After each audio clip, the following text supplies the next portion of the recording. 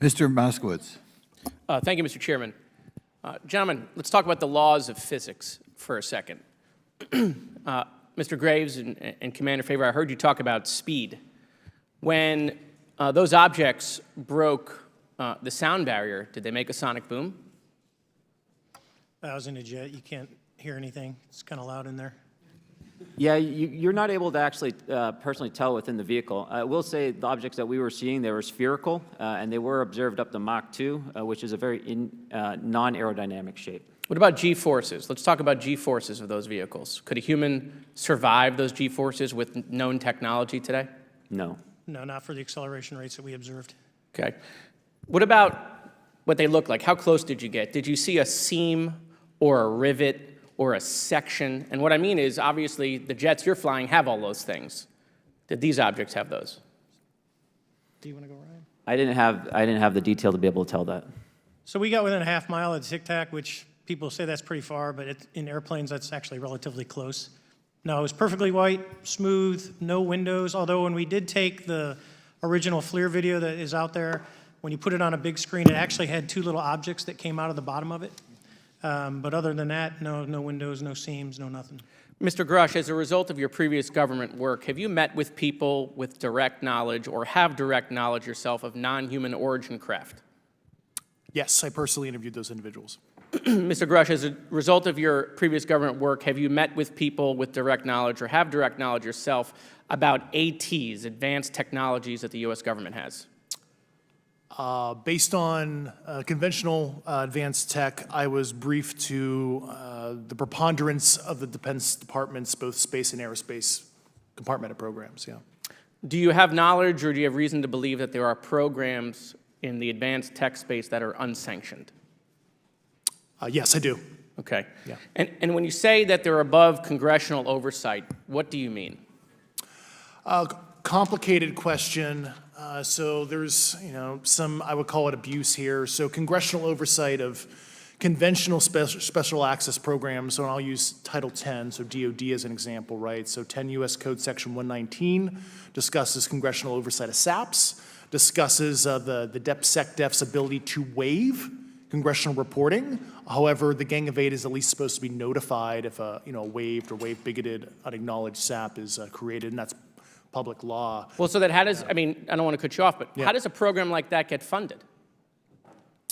I will give you generalities. I can get very specific in a closed session, but misappropriation of funds and does that mean self-fund. does that mean that there is money in the budget that is said to go to a program, but it doesn't, and it goes to something else? Yes, I have specific knowledge of that. Yep. Do you think U.S. corporations are overcharging for certain tech they're selling to the U.S. government, and that additional money is going to programs?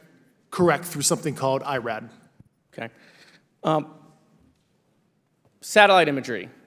Let's talk about satellite imagery. We have satellites all over the place, some that we're aware of and many that we're not aware of, right? We're taking pictures of everything at every point and second.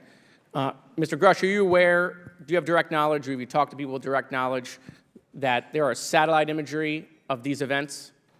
That was one of my primary tasks at NGA, since we process, exploit, and disseminate that kind of information. I've seen multiple cases, some of which, to my understanding, and of course I left NGA in April, so that's my information cutoff date. But I personally reviewed both what we call overhead collection and from other strategic and tactical platforms that I could not even explain prosaically. And I have a degree in physics, by the way, as well. And I am aware that you guys have not seen these reports, unfortunately. And I don't know why. Do you have direct knowledge, or you've spoken to people with direct knowledge that this imagery applies to crash sites, crash imagery? I can't discuss that in an open session. Okay. Do you have any information that the U.S. government is involved in a disinformation campaign to deny the existence of certain UAPs? I can't go beyond what I've already stated publicly in my News Nation interview because it touches other sensitivities. Okay. I'll yield the balance of my time back. Thank you, Mr. Chairman.